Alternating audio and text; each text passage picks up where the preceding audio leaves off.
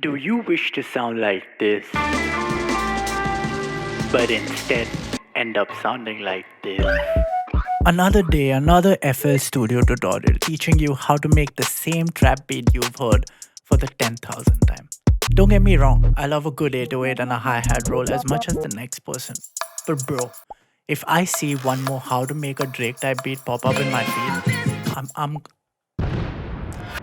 Today we're not gonna talk about how to make a beat that sounds like every SoundCloud rapper's wet dream. We're diving into the glorious world of actual music.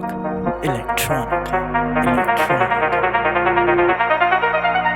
Yeah, I said it. Actual music. Go ahead, cancel me. You think I'm scared of the SoundCloud wannabes in the comments? Bro, half of you are still making beats on a cracked version. Praying it doesn't crash on you before you say, buy the damn thing before you comment. Electronica. I think that's it. That bit. Also, if you're an advanced producer who don't like this video because it's too basic, get out of here. This wasn't for you anyway. Come back next week when I drop a breakdown of some wave running through some bandpass filter and tweaking ADSR till that guy from What's His Face appears. Okay, so before we dive headfirst into FL Studio and start pretending we know what we're doing, let's talk about genres. As a beginner, I recommend you start here. It's like a family tree. But instead of you tracing your ancestry, it's a beautiful visualization of all the possible ways you can disappoint your future self. Understanding what type of electronic music you want to make is the first step. Electronica. Don't just jump into the deep end without knowing if you're going to be making some synthwave or some ambient bullshit. Start listening to different genres, make some playlists, and actually pay attention when you're listening, like active listening. I know it's hard. Your brain's probably fried by TikTok, Instagram, and YouTube shorts. But just try it. Just do it! And once you know what you want to make, congratulations. Synthesis is the art of making sounds instead of dropping melody loops from Splice. But hey, listen, before you start dropping money on shiny hardware and then regret it like your last relation, you gotta first learn the basics. FL Studio actually comes with some really great free synths to mess around with if you're starting out. Probably starting with the 3X oscillator is a good training wheel for sound design. And presets? Within stock VSTs. I didn't make these are just presets. Yeah, they're your friend. Learn to tweak some of these knobs and experiment. Use presets and boom, you're at Coachella. I've linked some synthesis resources in the description below. Go follow them because trust me, you don't want to be that guy who throws money at a $2,000 synth and then uses it to play that one note preset sound and twists random knobs without knowing what the fuck they do. So don't be that guy. Electronica. Not yet. Don't be that guy yet. But experiment with genres. Figure out how sound design actually works, what shapes them. And then I recommend you're ready to buy your first cheap MIDI controller. A cheap one.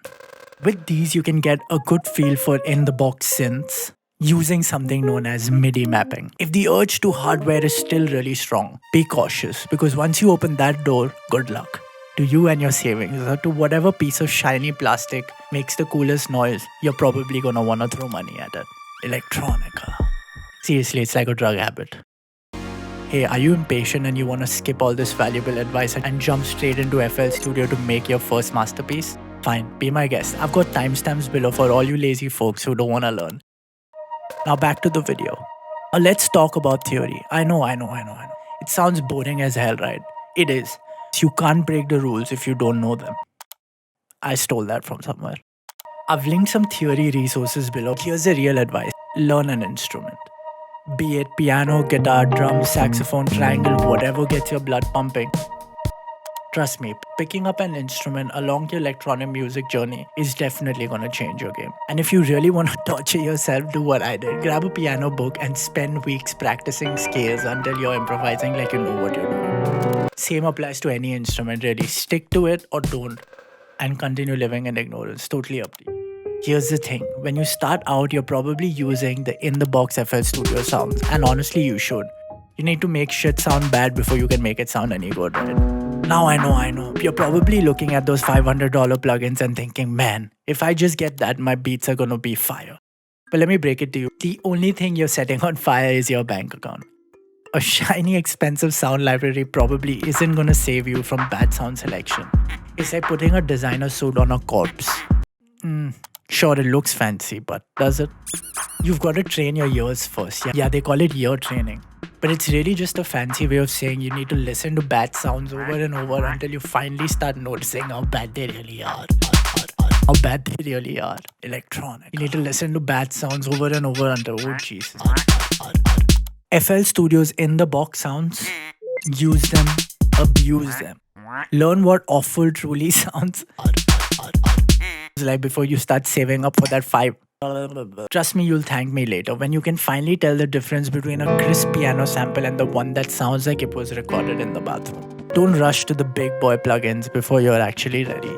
Because the moment you cross over into the world of premium sounds, you're gonna start hearing the differences and it's gonna haunt you. You'll sit there unable to sleep at night knowing your FL stock piano sounds like a plastic toy piano next to the other options. Now let's jump into the UI of FL Studio. This is the browser. This is the toolbar, electronica. This is how you play and pause. This is where you change the BPM. Press this to switch between patterns on the channel rack. Press this to switch between patterns.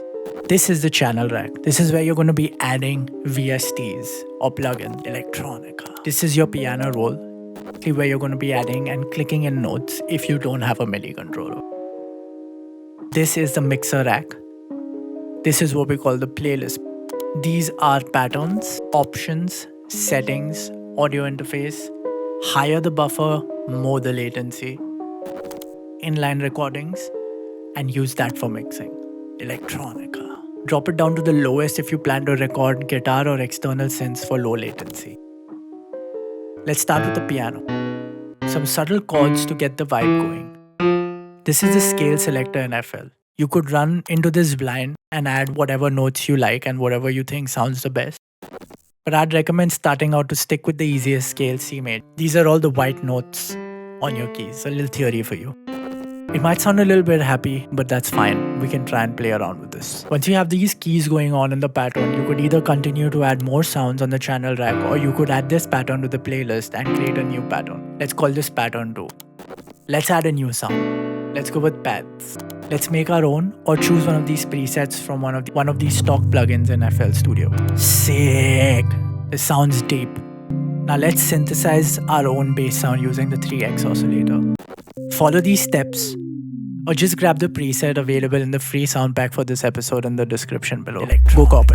You could just use these presets as a bass template to start with. Now, find some random kick. There are many kick sounds available on the internet and there's thousands of them. I'm throwing in a few free kicks for you that you can use in your project below. Add some snares, claps, and a hat sound. Ooh, this is the metronome, by the way. Now it's time to open the mixer rack. First things first. Hey, you. Yes, you. Use these numbers on the slider on the channel rack to send each of these patterns to its own mixer slot. And then let's try a few things here. Let's move these sliders up and down to adjust the volume. These are the effect tracks associated with each of the mixer strips. Throw an EQ on your pad and the synth line. Add some reverb. Ooh, what's that? What's that you say? That's the sound goodizer. Throw that on everything, electronica. Don't. Just don't. Adjust all pattern levels to your preferences using these sliders. And now you got yourself mixing. Look, I'll be real. Mixing is the hardest part of this whole thing. It's like trying to dress your music up. I've dropped some valuable mixing resources below because honestly, if you're starting out, you're gonna need all the help you can get. When starting out, try and just get your drums or certain elements from the track as the main backbone and sculpt the other sounds around it.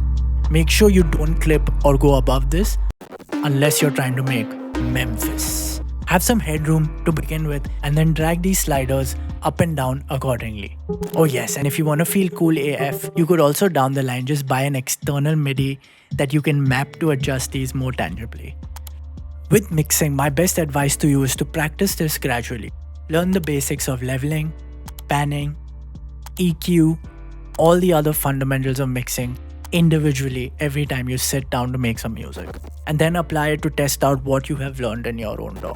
I've linked some resources in the description below to get you started. Mastering, the final step. If you're just starting out, forget this even exists. Come back in a year when you've spent more time within FL Studio. Mastering is a beast of its own, and if you try to tackle it too soon, Making electronic music is a lifelong hobby. It's expensive, but it's fulfilling as hell. You can start small, get an audio interface, wait a few months, pick up a MIDI keyboard, but don't let yourself fall into the gear trap unless you're ready for the addiction. My justification is at least it's more fulfilling than scrolling TikTok for 6 hours straight and wondering why the you hate yourself. That's dark. Also, if you're not convinced about picking up an instrument alongside your music production, let me hit you with some science. According to Dr. Deborah Shipman, yeah, we're getting PhDs involved now.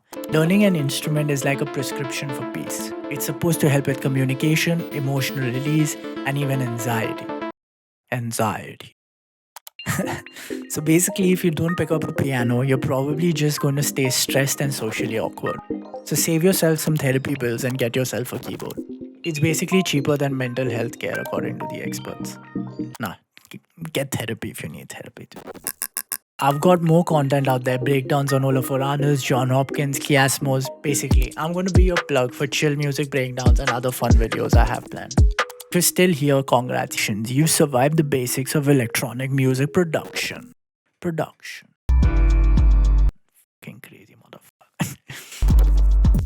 Now go hit play on FL Studio, use some presets, and go play Coachella Electronica. Until next time, stay safe, stay creative. This is Anglo. Peace out.